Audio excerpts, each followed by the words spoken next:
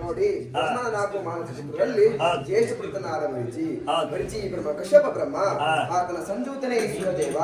ಈಶ್ವರದೇವನಾದ ಕಲಿಕಾಲದಲ್ಲಿ ಸ್ವರ್ಗ, ಮರ್ತ್ಯ, ಪಾತಾಳ ಎಂಬ 3 ಲೋಕಗಳಿಗೆ ಬೆಳಕನ್ನ, ಕಾಂತಿಯನ್ನ, ತೇಜಸ್ಸನ್ನ ಕೊಟ್ಟು ಕಾಪಾಡುವಂತ ಮಹಾನುಭಾವ ಈ ಭಾಸ್ಕರ.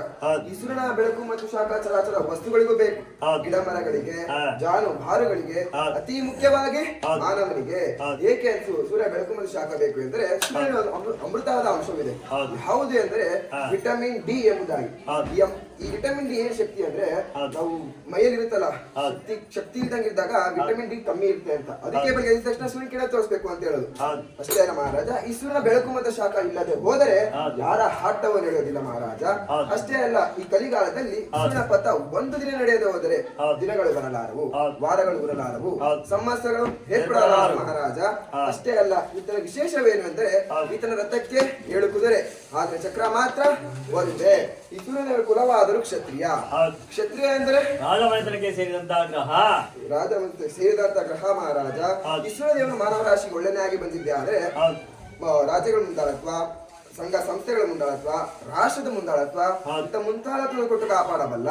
ಅದೇ ಮಾನವ ರಾಶಿಗೆ ಕ್ರೂರನಾಗಿ ಬಂದಿದ್ದೆ ಆದರೆ ಮಾನವ ಎಲ್ಲೇ ಹೋಗಲಿ ಅವಮಾನ, ಅಪಮಾನ, ಅಪನಂಬಿಕೆ ಕೊಟ್ಟು ನರಳಿ ಹೋಗುವಂತೆ ಮಾಡಬಲ್ಲ ಮಹಾರಾಜ. ಅಷ್ಟೇ ಅಲ್ಲ, ಈ 9 ಗ್ರಹಗಳಲ್ಲಿ 8 ಗ್ರಹಗಳು ನಮ್ಮ ಮನೆಯಲ್ಲೇ ವಾಸವಾಗಿದ್ದಾವೆ. ಶನಿರಾದ ಬಿಟ್ಟರೆ 8 ಗ್ರಹಗಳು ನಮ್ಮ ಮನೆಯಲ್ಲಿ ವಾಸವಾಗಿದೆ. ಸೂರ್ಯದೇವ ಎಲ್ಲಿ ವಾಸವಾಗಿದ್ದಾರೆ ಅಂದ್ರೆ ನಮ್ಮ ದೇವ್ರ ಮನೆಗೆ ವಾಸವಾಗಿದ್ದಾನೆ. ಅದಕ್ಕೆ ಬೆಳಿಗ್ಗೆ ಎದ್ದ ತಕ್ಷಣ ದೇವ್ರ ಮನೆಗೆ ಹೋಗಿ ಕಡ್ಡಿ ಹಚ್ಚಬೇಕಂತೆ. ದೇವ್ರನ್ನ ಕಡ್ಡಿ ಹಚ್ಚಿದ್ದೆ ಆಗಿದ್ರೆ ಆ ದಿನದಲ್ಲಿ ಸುಖ ದುಃಖ ಒಂದೇ ಸಮನಾಗಿರುತ್ತೆ ಅಂತ ಹೇಳ್ತಾ ಇದ್ದಾರೆ. ಅಷ್ಟೇ ಅಲ್ಲ ಮಹಾರಾಜ, ಈತರ ಕಾಶಪ್ಪ ಗೋತ್ರಕ್ಕೆ ಸೇರಿದಂತ ಗ್ರಹ ಮಹಾರಾಜ.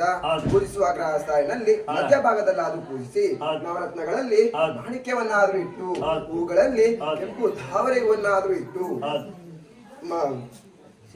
ಸಿಂಹರಾಶಿ ಅಧಿಪತಿಯಾಗಿದ್ದಾರೆ, ಬಿಳಿ ಏಕದೇ ಪತ್ರವನ್ನಾದ್ರೂ ಇಟ್ಟು, ಗೋಧಿ ಧಾನ್ಯವನ್ನಾದ್ರೂ ಮಾಡಿ ಈತನಿಗೆ 2 ಹೆಂಡತಿ ಇದ್ದಾರೆ, ಸೈಜ್ಞಾದೇವಿ ಹಾಗೂ ಛಾಯಾದೇವಿ ಎಂಬುದಾಗಿ, ಹಾಗೂ 7 ಜನ ಮಕ್ಕಳು.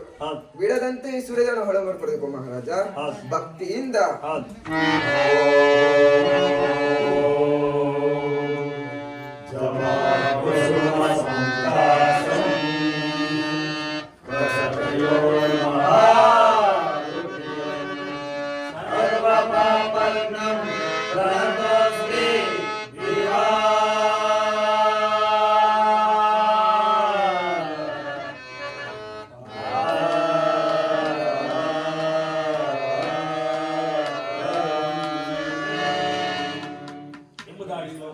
ಆದ್ರೆ ನಿಮ್ಮ ರಾಜ್ಯದಲ್ಲಿ ನಿಮ್ಮ ಮನೆಯಲ್ಲಿ ಸದಾ ಕಾಲವು ಯಾವ ಕುಂದು ಕೊರತೆಗಳು